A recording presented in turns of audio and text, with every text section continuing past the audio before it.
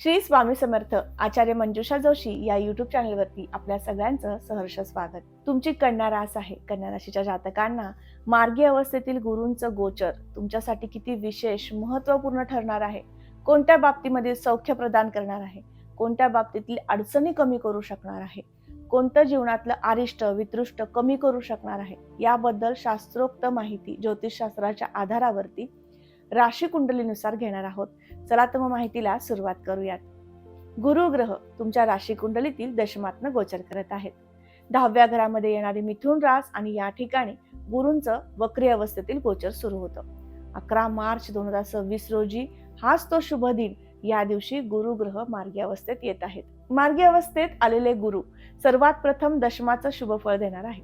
दशमस्थान कशाचं आहे? व्यवसायाचं आहे.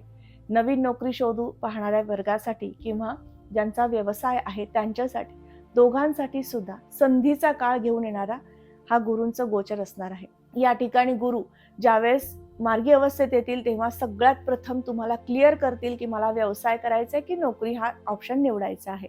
मिथुनातले गुरु तुम्हाला संभ्रमित अवस्थेमध्ये घेऊन जात असतात. तुमच्या मनात संभ्रम निर्माण करत असतात की मी काय करावं, मला नोकरी करायची की व्यवसाय करायचा आहे. असे अनेक लोक आहेत ज्यांचा मला मेसेज येतो, फोन येतात किंवा कामानिमित्त त्यांच्या आपण जेव्हा पत्रिका पाहतो त्यावेळेस त्यांचे हे प्रश्न असतात की मी आता खूप विचलित झालेलो आहे, मला काय करायचं हा डिसिजन घेता येत नाहीये. काही अंशी वाटतंय की व्यवसायामध्ये उतरावं आणि काही वाटतंय की नोकरीमध्ये जावं. मग अशा संभ्रमित अवस्थेतनं गुरु तुम्हाला पहिलं क्लिअर करतील की तुम्हाला काय करायला पाहिजे. हे सगळ्यात महत्त्वाचं सुंदर फळ तुम्हाला गुरु दशमात आल्यामुळे मिळणार आहे.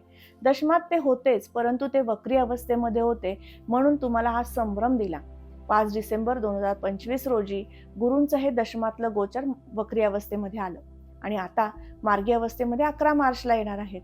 मग या 5 डिसेंबर ते 11 मार्च या कालावधीमध्ये गुरूंनी तुम्हाला जे कन्फ्युजन दिलं होतं प्रत्येक कार्यामध्ये, कुठलं कार्य निवडावं हेच कन्फ्युजन तुमच्या मनामध्ये होतं, तर ते आता पहिल्या सुरुवातीला क्लिअर होईल.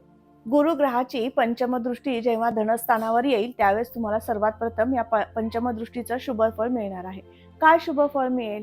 तर कुटुंब सौख्य प्राप्त होणं, कुटुंबामध्ये नात्यामध्ये जो दुरावा अंतर निर्माण झालं होतं, कुटुंब एकत्र नव्हतं, थोडंसं विभक्त झाल्यासारखं काहीसं चित्र होतं, तर आता ते चित्र पुन्हा एकत्रित आलेलं दिसणार आहे. तुम्ही स्वतः ते एकत्रित आणण्यासाठी प्रयत्नशील होणार आहात. धनस्थान हे पैशा संदर्भातील गुंतवणुकी सुद्धा दर्शवतं. संचय कसा केला पाहिजे, पैसा संचय कसा झाला पाहिजे हा विचार दर्शवतं. आणि या ठिकाणी जेव्हा गुरूंची कृपा दृष्टी येते त्यावेळेस तुम्ही संचयाकडे सुरुवात करता. म्हणजे जो व्यक्ती अफाट खर्च करत होता, काही अंशी त्यांच्याकडनं विनाकारण वैयक्तिक सुद्धा खर्च वाढले होते, तर त्या खर्चावर आता आळा बसू शकतो. पैसा संचयाकडे जाणार आहे. जो व्यक्ती शेअर मार्केटमध्ये काम करतो किंवा ट्रेडिंग करतो, तर अशा सगळ्यांसाठी सुद्धा गुरूंच्या कृपेने उत्तम तुमच्याकडनं काम होणार आहे, गुंतवणुकी होणार आहेत. याचबरोबर धनस्थान हे वाणी, नेत्र आणि कर्ण या संदर्भातील चिकित्सा किंवा या संदर्भातलं सुद्धा हे स्थान मानलं जातं, ओळख या संदर्भात आहे. त्यामुळे या ठिकाणी जेव्हा गुरूंची दृष्टी येते त्यावेळेस तुम्हाला वारंवार मुखचिकित्सा म्हणजे दंतचिकित्सा करावी लागत आहे किंवा कर्णचिकित्सा, नेत्रचिकित्सा करावी लागत आहे, तर या सगळ्या गोष्टी आता थांबू शकतात. यामध्ये सुद्धा काही त्रास होता तो सुद्धा सौम्य होऊ शकतो, कमी होऊ शकतो किंवा एक योग्य उपचार त्यावरती झाल्यामुळे तुम्हाला त्या त्रासातनं बाहेर पडता येऊ शकतं.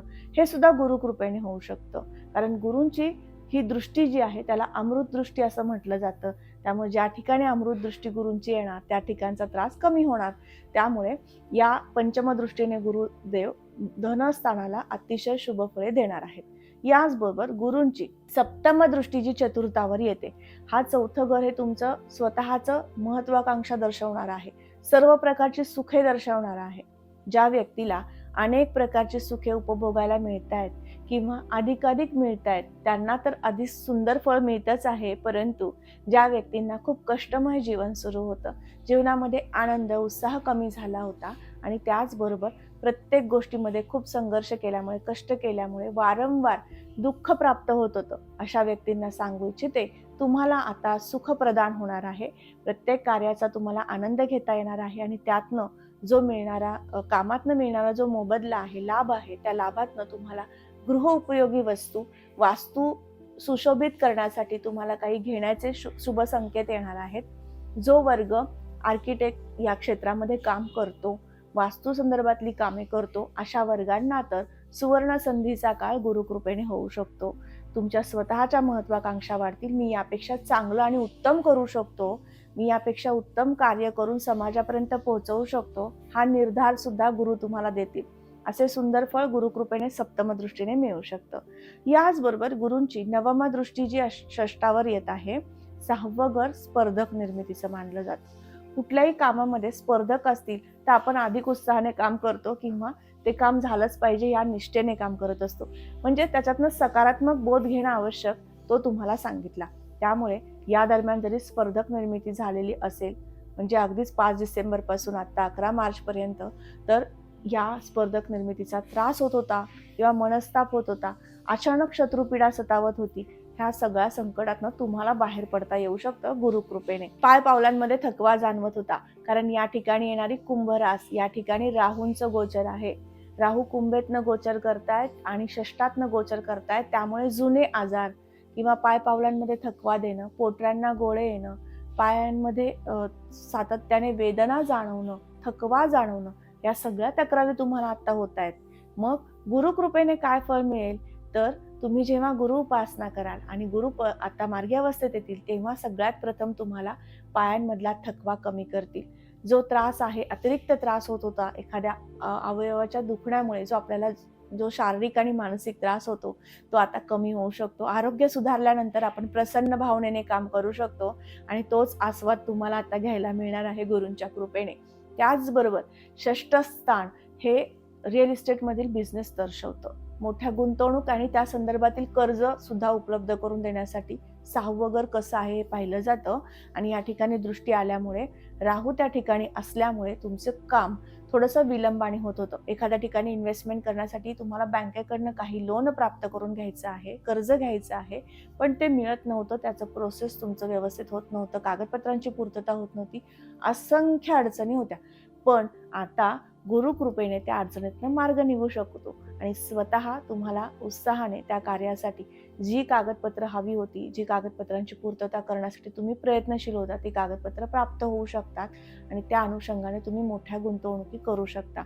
मोकळी जागा खरेदी करायची असेल नक्की करा, वास्तू खरेदी करायची असेल नक्की करा, तुमच्या स्वतःसाठी एखादं वाहन खरेदी करायचंय, आधी एखादं वाहन आहे ते तुम्हाला सेल करून दुसरं वाहन घ्यायचे, अशा सगळ्या गोष्टी आता मार्गी लागणार आहेत 11 मार्च नंतर.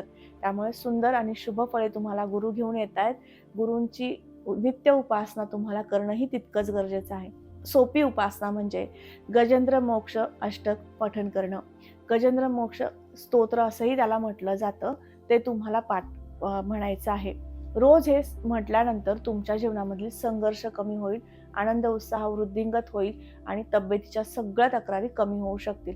अशा पद्धतीने हे तुम्हाला रोज म्हणायचं आहे. याचबरोबर पिवळ्या रंगाचं फूल हे तुम्ही दत्तांना किंवा कुठल्याही गुरूंना रोज अर्पण केल्यामुळे सुद्धा तुमच्यामध्ये एक प्रेमभाव वाढेल, स्नेहभाव वाढेल आणि कुठलेही काम करताना उत्साह सुद्धा वर्धन होईल. अशा पद्धतीने नित्य उपासना करा, गजेंद्र मोक्ष स्तोत्र पठण करा आणि नित्य सेवेमध्ये राहा, स्वामींच्या सेवेत राहा, नामस्मरणात राहा. पुन्हा भेटणार आहे अशाच विशिष्टपूर्ण माहितीला घेऊन. तोपर्यंत आत्ता आपली रजा घेते.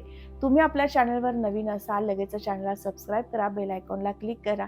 कमेंटमध्ये सांगा तुमच्या दैनंदिनीमध्ये काही अडचणी येत आहेत, त्यावरती सोल्युशन हवं असेल तर खाली मी माझा व्हॉट्सअप नंबर दिलेला आहे, त्यावरती संपर्क करू शकता व्हॉट्सअपच्या माध्यमातून आणि अपॉइंटमेंट फिक्स करून तुम्ही तुमच्या प्रश्नांची उत्तरं घेऊ शकता.